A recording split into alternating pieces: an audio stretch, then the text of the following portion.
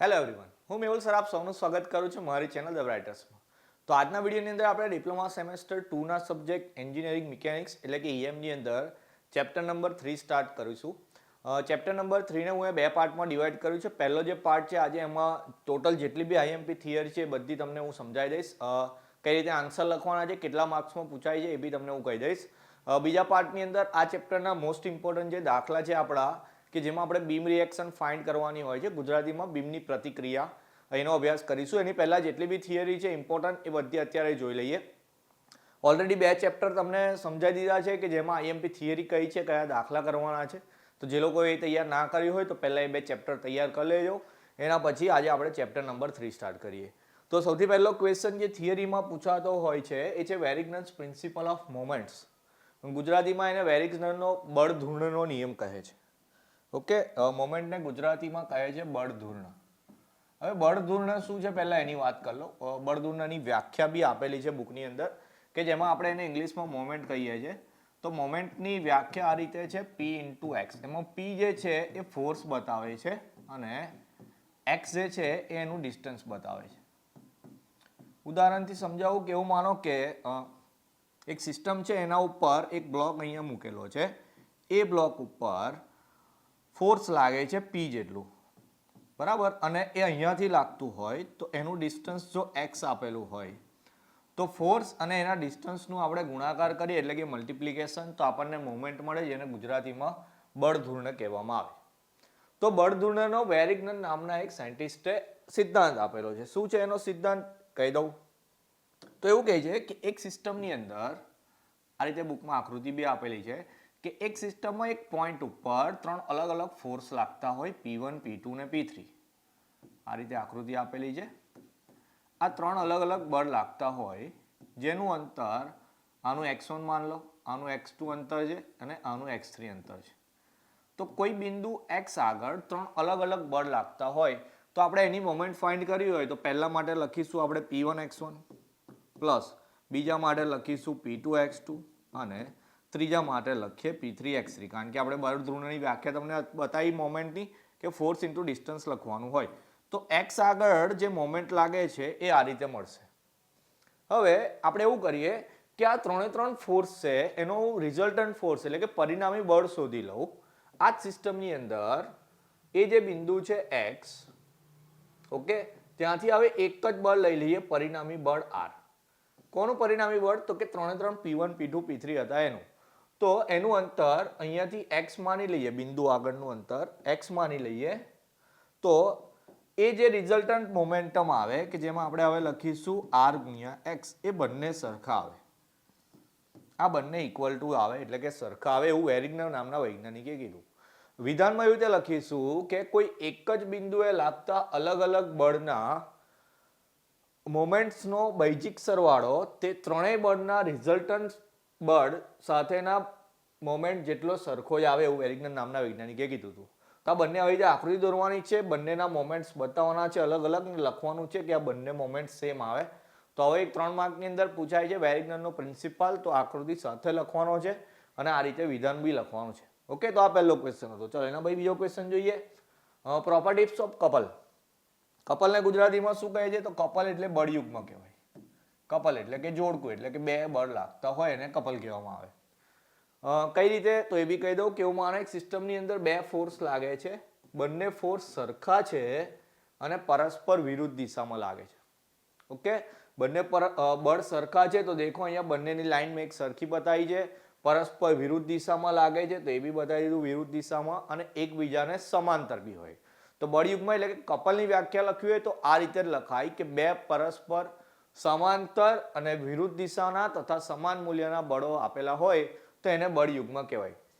બેની જગ્યાએ 4 કે 3 બી હોઈ શકે, પણ એક જ નિયમ છે કે સમાંતર હોવા જોઈએ અને વિરુદ્ધ દિશામાં હોવા જોઈએ, તો બળયુગ્મ થઈ ગયું. તો બળયુગ્મના આપણને ગુણધર્મો પૂછ્યા છે કે ગુણધર્મો કયા કયા છે એના. તો સૌથી પહેલો ગુણધર્મ તો વ્યાખ્યા પરથી જ આપી દીધો.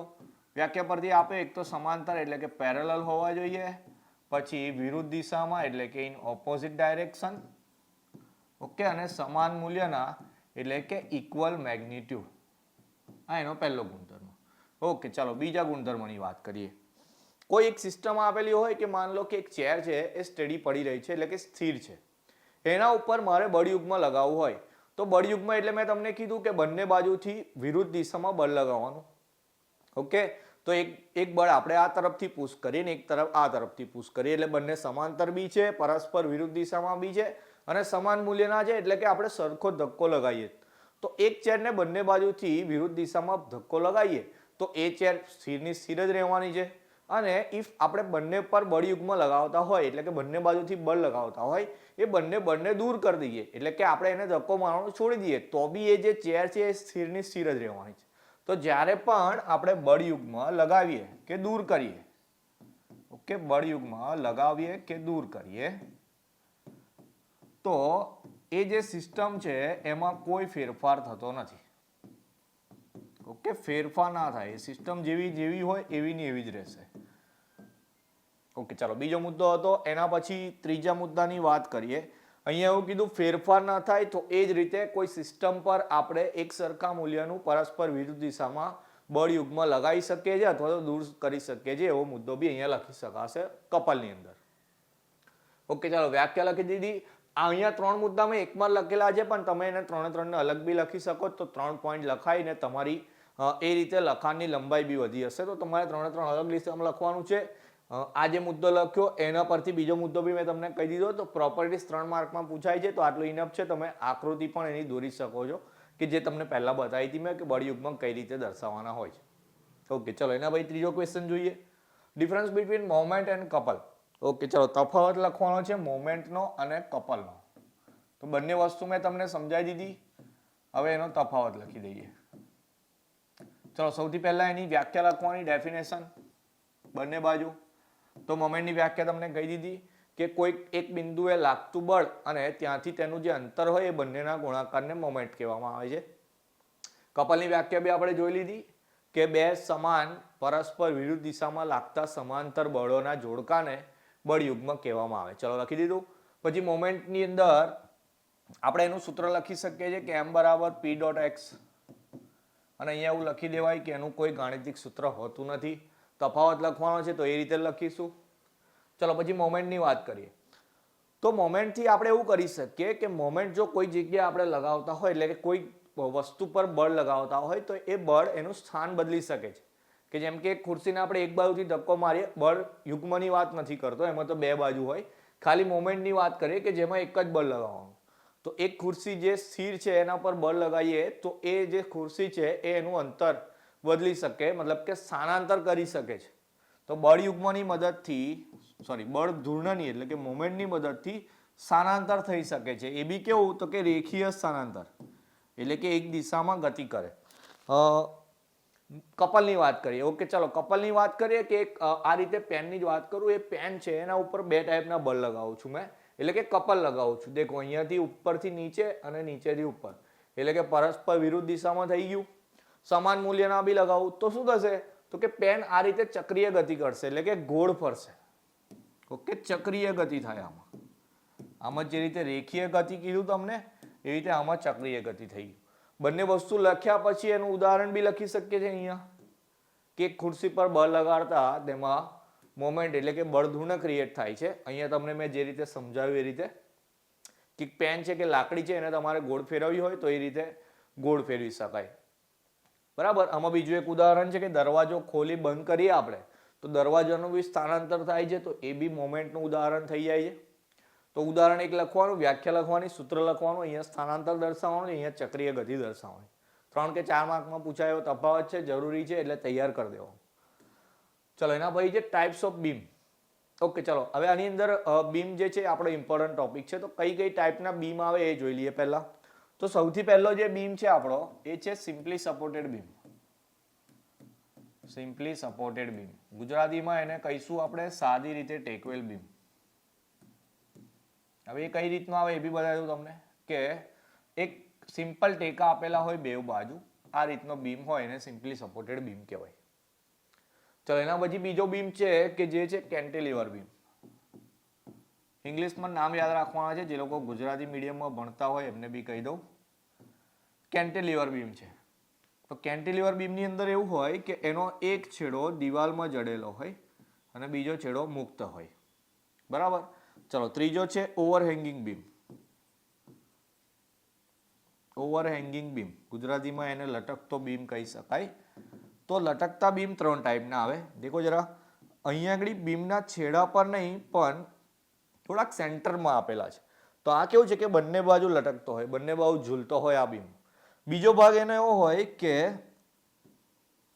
એક બાજુ ટેકો હોય આ રીતે સાદો, તો પછી આ ડાબી બાજુ લટકતો બીમ થઈ ગયો, અને જો આઈધર જમણી બાજુ હોય તો એ જમણી બાજુ લટકતો બીમ થઈ ગયો. ઓકે, તો અહીંયા સેન્ટર ઓવરહેંગિંગ બીમ થઈ ગયું, લેફ્ટ સાઈડ ઓવરહેંગિંગ અને રાઈટ સાઈડ ઓવરહેંગિંગ બીમ થઈ ગયું. અને ચોથો જે બીમ છે આપણો લાસ્ટ, એ છે ફિક્સ્ડ બીમ. ફિક્સ્ડ બીમનો મતલબ એવો છે કે એને બંને બાજુ દિવાલમાં જડી દેવામાં આવે. તો આ 4 ટાઈપના બીમ છે જે આપણે ભણવાના છે. એમાં મોસ્ટલી જે એક્ઝામ્પલ આવશે એ તમારા સિમ્પલી સપોર્ટેડ બીમના અને કેન્ટિલીવર બીમના આવશે. ઓકે, 4 ટાઈપના બીમ છે. બધાની આકૃતિ દોરવાની, એક એક લાઈન લખવાની કે શું કહેવા માંગે. 3 કે 4 માર્કની અંદર પૂછાય એવો પ્રશ્ન છે. ચાલો એના પછી ઓકે, ચાલો ટાઈપ્સ ઓફ બીમ અહીંયા જે સમજાયા તમને એની આકૃતિ બી આપેલી, તો એ બી જોઈ લઈએ. સૌથી પહેલા કેન્ટિલીવર બીમ મેં તમને કીધું, તો એક છેડો દિવાલમાં ફિક્સ કરેલો છે. સિમ્પલી સપોર્ટેડ બીમમાં દેખો જરા, 2 ટેકા છેડા પર આપેલા છે. ઓવરહેંગિંગ બીમમાં લટકતા બેવ બાજુ એ રીતનો છે. કન્ટિન્યુઅસ બુકમાં છે નહીં આપણું. ફિક્સ્ડ બીમ મેં તમને કીધો કે બંને છેડા દિવાલમાં લખેલા હોય. તો આટલા જે 4 બીમ છે એ આપણા ભણવામાં છે. આકૃતિ નેટ પરથી લીધેલી છે કે જેમાં 1-2 બીમ એક્સ્ટ્રા બી આપેલા છે. તો આટલા 4 વસ્તુ આપણે તૈયાર કરવાની છે. 4 ટાઈપના બીમ છે આપણે. ચલો એના પછી ટાઈપ્સ ઓફ લોડની વાત કરીએ તો બીમ ઉપર જે લોડ લાગતા હોય, ગુજરાતીમાં એને ભાર કહીએ છીએ. તો ભારના પ્રકારો છે. એટલે બીમના પ્રકારો હતા, અહીંયા ભારના પ્રકારો છે. કઈ કઈ ટાઈપના ભાર આવે છે એ જોઈ લઈએ.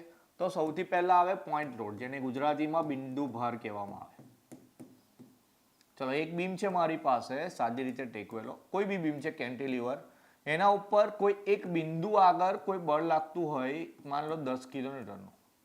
તો આ જે 10 કિલોન્યુટન છે એ એનો પોઈન્ટ લોડ છે. ચલો બીજો આવે છે આપણો યુનિફોર્મલી ડિસ્ટ્રીબ્યુટેડ લોડ, જેને ઇંગ્લિશમાં ગુજરાતીની અંદર સમવિતરિત ભાર કહેવાય છે. યુનિફોર્મલી ડિસ્ટ્રીબ્યુટેડ લોડ, જેને શોર્ટમાં આપણે યુડીએલ કહીએ છીએ. યુડીએલ થી યાદ રાખવાનું છે, આપણે દાખલાની અંદર બી યુડીએલ જ મેન્શન કરીશું. ઓકે, ચાલો શું છે યુનિફોર્મલી ડિસ્ટ્રીબ્યુટેડ લોડ, કેવી રીતે આવે એ કહી દઉં. એક સાદી રીતે ટેકવેલ બીમ છે અહીંયા મારી પાસે, એના ઉપર આ રીતે લોડ દર્શાવેલો હોય અને અહીંયા લખ્યું હોય કે 5 કિલોન્યુટન પર મીટર. એનો મતલબ એવો થાય કે 1 મીટર પર 5 કિલોન્યુટન લાગે એવો આટલા ભાગની અંદર માન લો 3 મીટરમાં વહેંચાયેલો છે. તો આખા 3 મીટરની અંદર બધી જગ્યાએ 5 કિલોન્યુટન લાગતો હશે એટલે એને સમવિતરિત ભાર અથવા તો યુડીએલ કહેવામાં આવે. એનું એક ઉદાહરણ લઈએ. પહેલા પોઈન્ટ લોડનું ઉદાહરણ આપી દઉં. એવું માનો કે એક બીમ ઉપર કોઈ એક જગ્યાએ હું ઊભો રહ્યો હોય, તો મારું જે વજન છે તે ખાલી એ જગ્યાએ જ લાગશે. એની જગ્યાએ એક બીમ ઉપર આપણે એક ટ્રેન કે જેના દરેક ડબ્બાનું વજન સરખું છે એવી ટ્રેનને આપણે ઊભી રાખીએ, તો જેટલી બી ટ્રેનની લંબાઈ છે એના દરેક પોઈન્ટ ઉપર એક સરખું વજન લાગશે. એક સરખું એટલે યુનિફોર્મલી ડિસ્ટ્રીબ્યુટેડ અથવા તો સમવિતરિત ભાર એને કહેવામાં આવે. અને ત્રીજો જે ભાર છે એ છે આપણો યુનિફોર્મલી વેરાઇંગ લોડ. યુનિફોર્મલી વેરાઇંગ લોડ એટલે ચેન્જ થતો જાય જગ્યા પ્રમાણે. હવે એની આકૃતિ કંઈક આ રીતે છે કે એક સિમ્પલી સપોર્ટેડ બીમ છે આપણી પાસે, એના ઉપર આ રીતે લોડ લાગે છે. તો દેખો જરા, આ લોડ છે ને વધતો જાય છે. તો અહીંયાથી લઈને આમ જતા જતા એ દરેક બિંદુ આગળ વધતો જાય છે. તો એક ટ્રેનના ડબ્બાની અંદર શરૂઆતથી લઈને છેલ્લે સુધી આપણે થોડું થોડું વજન નાખતા જઈએ, બરાબર. પહેલામાં ઓછું, બીજામાં વધારે, ત્રીજામાં વધારે, એ રીતે આ રીતે ગોઠવેલી હોય ટ્રેન. તો એના દરેક પોઈન્ટ ઉપર જે લોડ લાગતો હોય તે વધતો જાય છે અથવા બદલાતો જાય છે, એટલે એને યુવીએલ અથવા તો યુનિફોર્મલી વેરાઇંગ લોડ કહેવામાં આવે છે. અગેન દાખલાની અંદર આપણે પોઈન્ટ લોડ ને યુડીએલ આ બેનો જ અભ્યાસ કરવાનો છે, પણ થિયરી માટે 3 લોડ યાદ રાખવાના, એની આ રીતે આકૃતિ દોરવાની અને એક એક મુદ્દાની અંદર સમજાવી લેવાનું છે. ઓકે, ચાલો એના પછી ટાઈપ્સ ઓફ સપોર્ટ. ઓકે, ચાલો બીમના ટેકાની વાત કરીએ કે બીમના ટેકા કઈ કયા આવે. સપોર્ટને ગુજરાતીમાં ટેકા કહીએ છીએ. તો ટેકાના બી પ્રકારો છે. તો ટેકાના પ્રકારોની અંદર સૌથી પહેલા સિમ્પલ સપોર્ટ, સાદો ટેકો, જે મેં અત્યાર સુધી આકૃતિમાં દોરતો હતો એ. ઓકે, સિમ્પલ સપોર્ટ કે એક બીમ છે એના છેડા ઉપર આપણે સપોર્ટ લગાવી દીધો. હવે એવું છે કે આ સપોર્ટને ખાલી આપણે ટેકવેલો છે, એને ફિક્સ નથી કરેલો, બરાબર. એટલે આ બે વચ્ચે કોઈ જાતનું કનેક્શન નથી, ખાલી એને ટેકો આપેલો છે. અને જો એને સપોર્ટ આપેલો હોય એટલે કે બંનેને જોડેલું હોય તો એને હિંગ સપોર્ટ કહેવાય. બરાબર, એટલે સાદી રીતે ટેકવેલ જે બીમ છે એમાં અહીંયા માન લો કે આપણે સ્ક્રૂ મારી દઈએ છીએ કે કોઈ બી રીતે આ છેડો અહીંયા લગાવી દઈએ છીએ તો આને હિંગ સપોર્ટ કહેવાય. એના પછી ત્રીજા નંબરે આવશે આપણો રોલર સપોર્ટ. નામ પરથી જ ખબર પડી જાય રોલર સપોર્ટ છે એટલે એનો જે સપોર્ટ હશે એ રોલર હશે એટલે કે ગોળ ફરી શકે એ રીતનો. તો દેખો જરા, એક આવી રીતે સપોર્ટ છે એમાં અહીંયા રોલર આપેલું હોય, બંને બાજુ દર્શાવી દઉં તો આ રોલર સપોર્ટ થઈ જાય કે જેમાં આપણે બીમને ગગડાવો હોય તો એ સપોર્ટ મતલબ ગગડી બી શકે. અને ચોથો જે છે તે આપણો ફિક્સ સપોર્ટ છે. તો ફિક્સ સપોર્ટ ફરી એકવાર કે જે રીતે દિવાલની અંદર ફિક્સ કરી દઈએ એવી રીતે સપોર્ટને બી જો ફિક્સ કરી દીધો હોય, ઓકે, આ બીમની અંદર આ જે થઈ ગયો એ ફિક્સ સપોર્ટ થઈ ગયો કે જેમાં બીમ બી નહીં હલી શકે, સપોર્ટ બી નહીં હલી શકે. તો આ 4 ટાઈપના સપોર્ટ છે, એક સિમ્પલ સપોર્ટ, હિંગ સપોર્ટ, રોલર સપોર્ટ ને ફિક્સ સપોર્ટ. 4 ટાઈપના સપોર્ટ છે એવી તૈયાર કરવાના છે. આપણે ગુજરાતીમાં એને ટેકાના પ્રકારો કહી દઈશું. ગુજરાતી મીડિયમમાં હોય ભલે તો બી આજે બી ના અહીંયા ઇંગ્લિશમાં કહું છું, ઇંગ્લિશમાં યાદ રાખવાના છે. દાખલા આપણે ગણીશું તો બી એના થોડા ઇંગ્લિશ જે વર્ડ છે એનો જ ઉપયોગ કરીશું. ઓકે, તો આઈ થિંક આ 6 થિયરી છે જે આ ચેપ્ટરમાંથી તૈયાર કરવાની છે. થિયરી બી એટલી જ જરૂરી છે જેટલા દાખલા જરૂરી છે, કારણ કે આ ચેપ્ટરમાંથી 14 માર્કનું પૂછાતું હોય છે જેમાં 7 થી 8 માર્કની તમારી થિયરી આવશે ને બીજા દાખલા આવશે. દાખલા જે આવવાના છે એ નેક્સ્ટ વિડીયોની અંદર હું તમને સમજાવીશ. 100% એ જ દાખલા પૂછાશે અને પૂછાશે જ એટલે એક્ઝામમાં એ આવશે જ. તો પહેલાં આટલી થિયરી તૈયાર કરી દેજો. નેક્સ્ટ વિડીયોની અંદર આપણે દાખલા તૈયાર કરીશું. ચેપ્ટર નંબર 3 ઇમ્પોર્ટન્ટ છે કારણ કે આ જે સબ્જેક્ટ છે તમારો એન્જિનિયરિંગ મિકેનિક્સ, તો 3rd સેમની અંદર તમે આવશો ત્યાં એક સોમ કરીને સબ્જેક્ટ આવશે કે જેની અંદર તમારા આ જે બીમવાળા દાખલા છે એ જ કન્ટિન્યુ થવાના. તો આ સેમની અંદર તમે તૈયાર કર્યું હશે તો નેક્સ્ટ સેમની અંદર થોડુંક સહેલું લાગશે. તો મળીશું નેક્સ્ટ વિડીયોની અંદર, દાખલા કરીશું. ત્યાં સુધી આ થિયરી તૈયાર કરી દેવાની, તમારું ધ્યાન રાખવાનું. જય હિન્દ, જય ભારત.